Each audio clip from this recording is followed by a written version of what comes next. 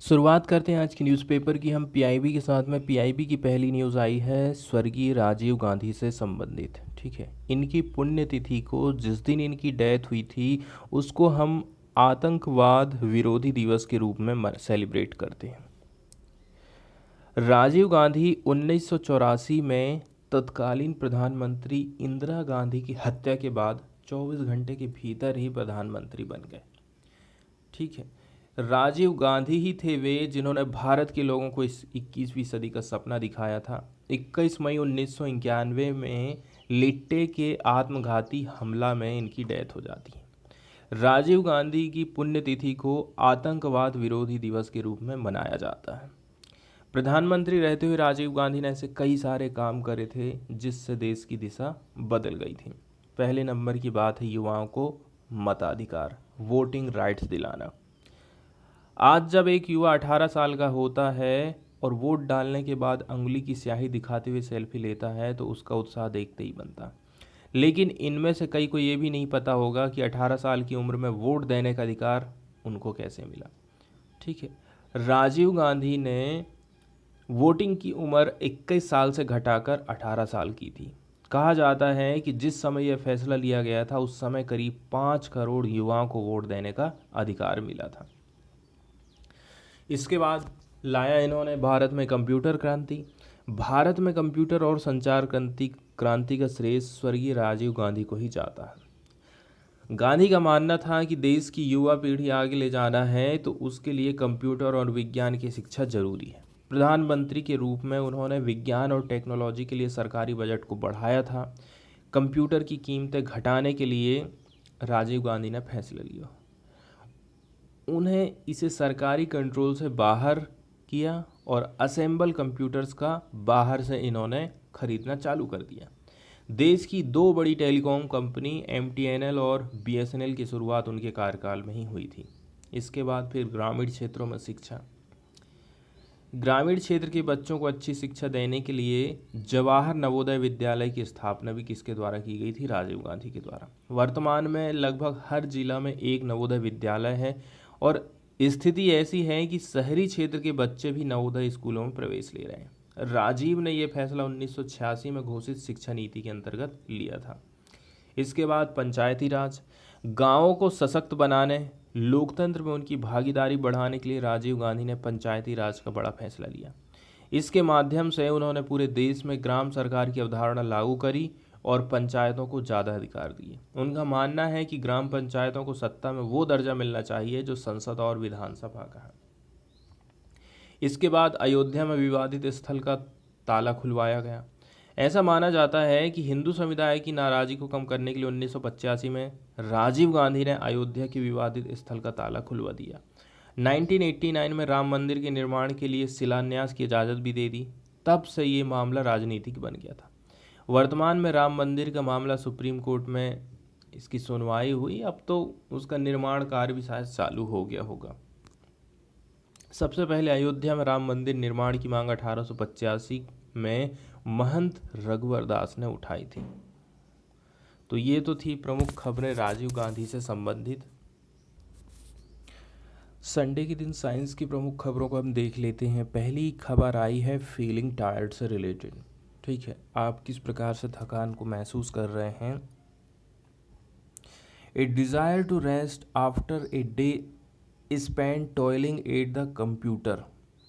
Computer में आप यदि लंबे समय तक काम करते हैं तो आपकी इच्छा क्या रहती है? आपकी इच्छा रहती है कि आप आराम करें।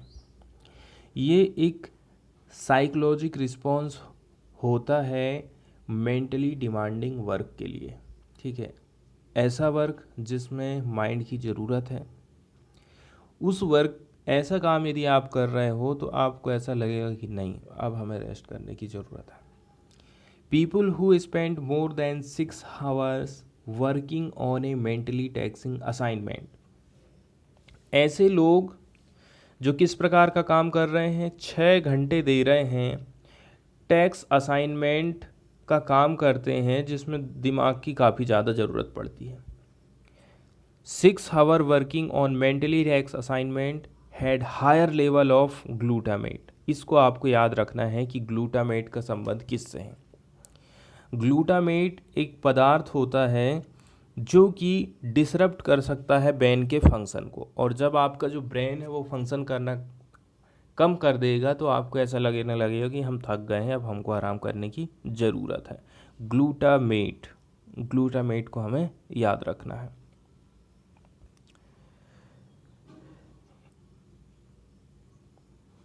इसके बाद मोड ऑफ स्प्रेड, ठीक है, मंकी पॉक्स के फैलाव को लेकर के यहाँ पर बात आई है कि जो मंकी पॉक्स के केस हैं ग्लोबली राइज होते जा रहे हैं। स्टडी में ये सजेस्ट किया गया है कि जो रिपीटेड होता है स्किन टू स्किन कांटेक्ट, ये मेन मेथड बन गई है आज के टाइम में इसके ट्रांसमिशन की, ठीक है।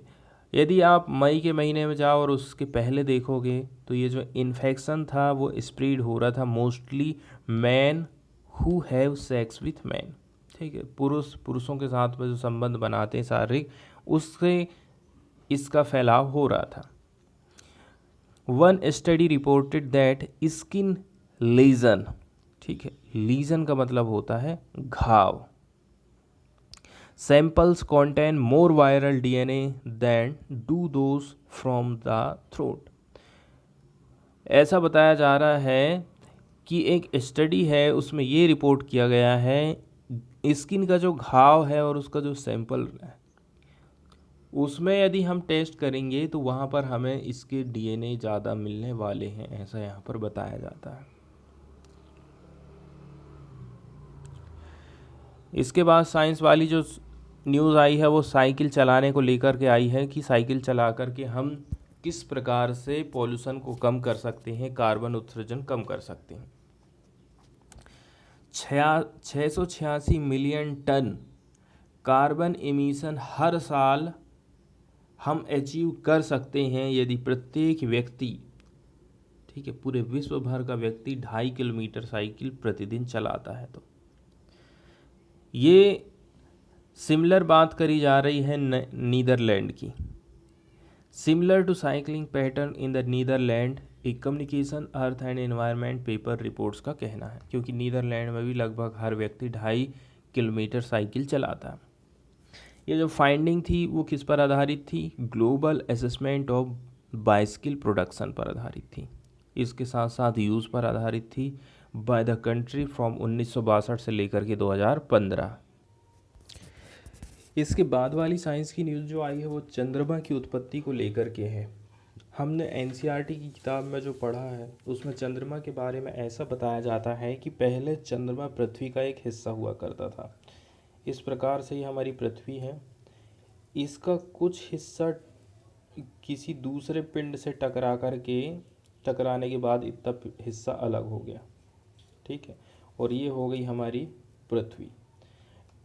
इस टक्कर के कारण ही चंद्रमा की उत्पत्ति होती है, ऐसा हमने एनसीईआरटी की किताब में पढ़ा है।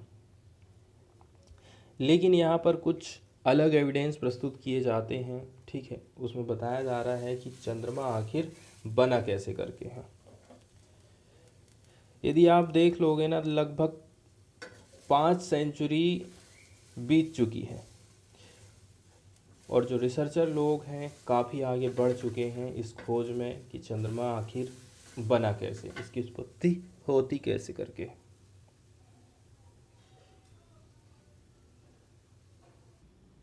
एक नया अध्ययन है जिसमें बताया गया है ETH ज्यूरिख के रिसर्चर लोगों ने डिस्कवर किया है पहली डेफिनेटिव प्रूफ, ठीक है, पहला डेफिनेटिव प्रूफ ETH ज्यूरिख के रिसर्चर लोगों ने प्रस्तुत किया है।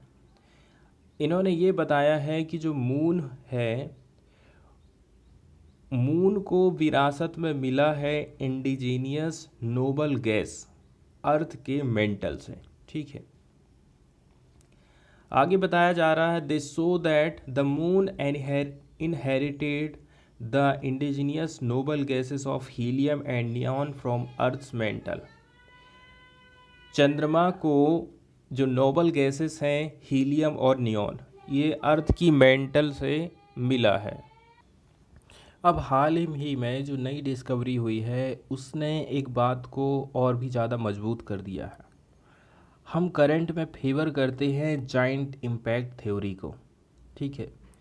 That hypothesis that the moon, ये थ्योरी ये परिकल्पना करती है कि ये जो मून है उसका फॉर्मेशन हुआ है एक मैसिव कोलिजन के द्वारा, मतलब कि एक बहुत बड़ा टक्कर के द्वारा। पृथ्वी और एक और जो सेलेस्टियल बॉडी थी, आकाशीय पिंड था, दोनों के आपस में टकराने से मैसिव कोलिजन हुआ।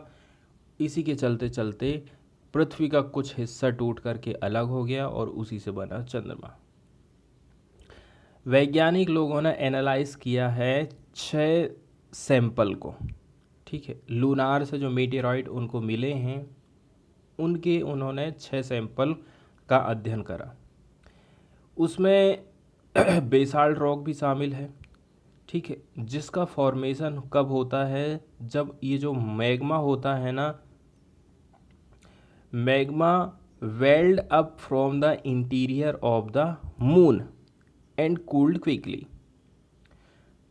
मैग्मा यदि तेजी के साथ में ठंडा कर दिया जाए तो उससे बन जाता है basalt rock from an Antarctic collection, ठीक। और ये कलेक्शन कहाँ का हो सकता है, अंटार्कटिक का कलेक्शन हो सकता है।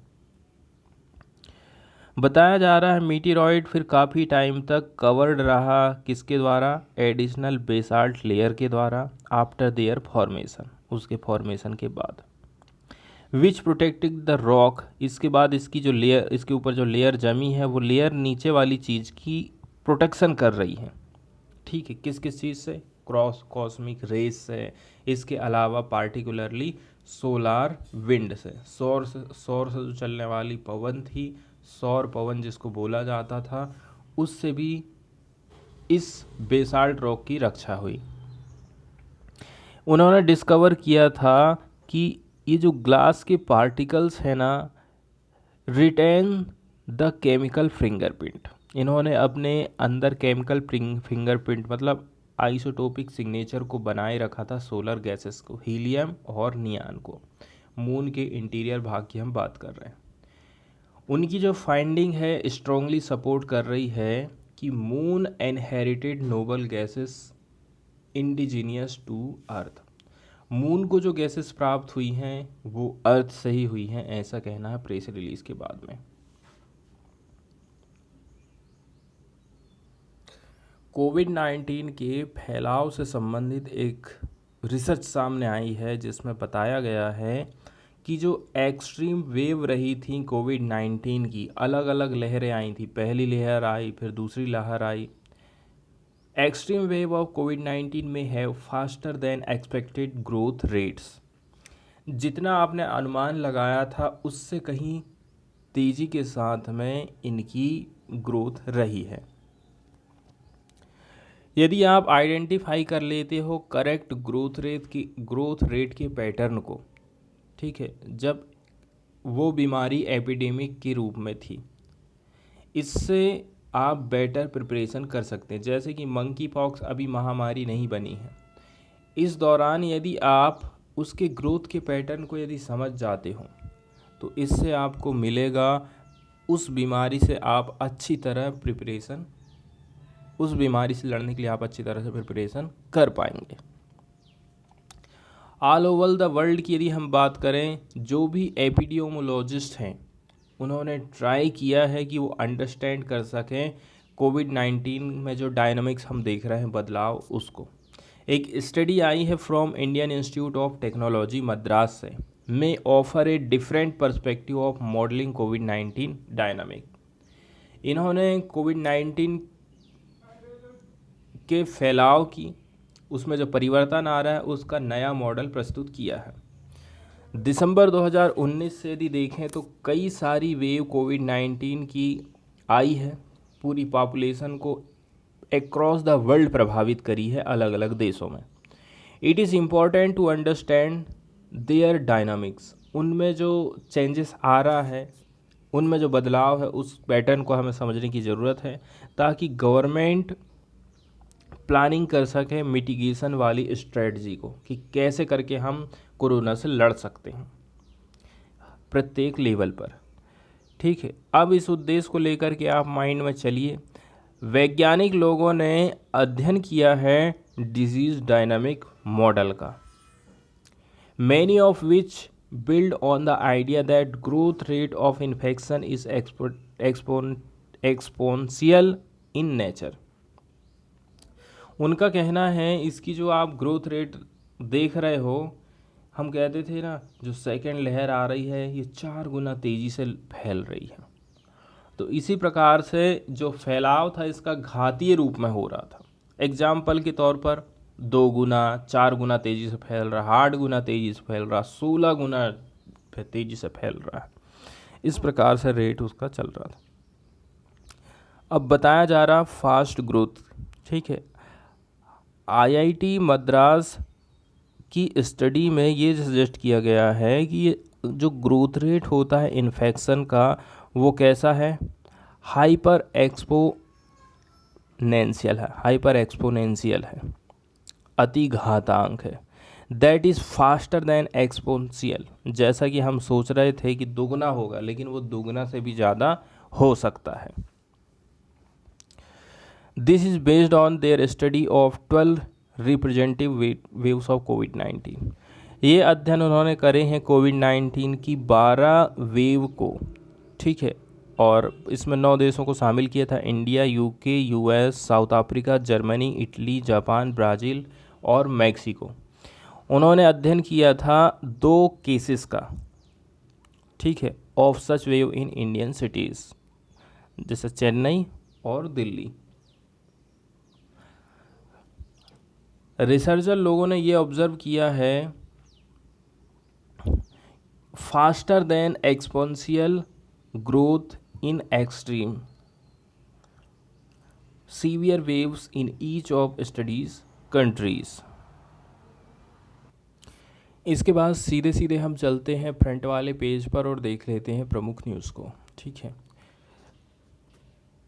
कई सारी चीज़ें जो कि पैकेट में बंद आती हैं उनमें बहुत सारी जानकारी लिखी होती है।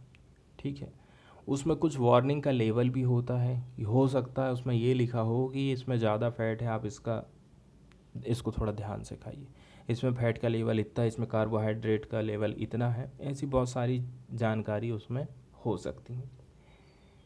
लेकिन ये जो जानकारी है उतनी कारगर साबित नहीं हो पा रही है, एक स्टडी में ऐसा सामने आया है। Warning label most effective in identifying harmful nutrients. ठीक है, जो हार्मफुल न्यूट्रिएंट्स रहते हैं उनको आइडेंटिफाई करने के लिए जो वार्निंग लेबल रहता है ना, वो मोस्ट इफेक्टिव होना चाहिए, प्रभावी होना चाहिए। एक स्टडी आई है, ठीक है, हेल्थ स्टार रेटिंग, उसने रिकमेंड किया है, इसको रिकमेंड किया गया है फसाई के द्वारा, इज़ लीस्ट इफ़ेक्टिव। ठीक है, जो हेल्थ स्टार रेटिंग है, स्टार दे रही है फसाई, सरकार कह रही है कि इनमें स्टार लगा दो, स्टार के हिसाब से लोग समझ जाएंगे कि ये कितना हेल्दी है, इसके न्यूट्रिएंट्स कितने अच्छे हैं या फिर कितने हार्मफुल हैं। एक न्यू स्टडी आई है इंडिया में जिसमें ये पता लगाया गया है कि जो वार्निंग लेबल रहता है फूड पैकेट में वो मोस्ट इफ़ेक्टिव है, वो हेल्प करता है कंज्यूमर को कि वो आइडेंटिफाई कर सकते हैं foods high in sugar, saturated fat and sodium, इन सारी चीज़ों का पता लगा सकते हैं, उस हिसाब से वो खा सकते हैं अपने सेहत को ध्यान में रखते हुए। Published in an open access journal nutrients. ठीक है, एक पत्रिका है न्यूट्रिएंट, यहाँ पर इसका प्रकाशन किया गया है इस महीने ही। The study is the first peer reviewed, ये क्या है, पीर रिव्यू बेस्ड पेपर पर आधारित है on subject and Indian context. बताया जा रहा है it found that on most parameter the health star rating format HSR where a product is assigned between half A star and 5 star. ठीक है, half star से चालू हो रहा है, 5 स्टार तक जा रहा है। ये जो स्टार की रेटिंग दी जा रही है ये कोई काम की नहीं है।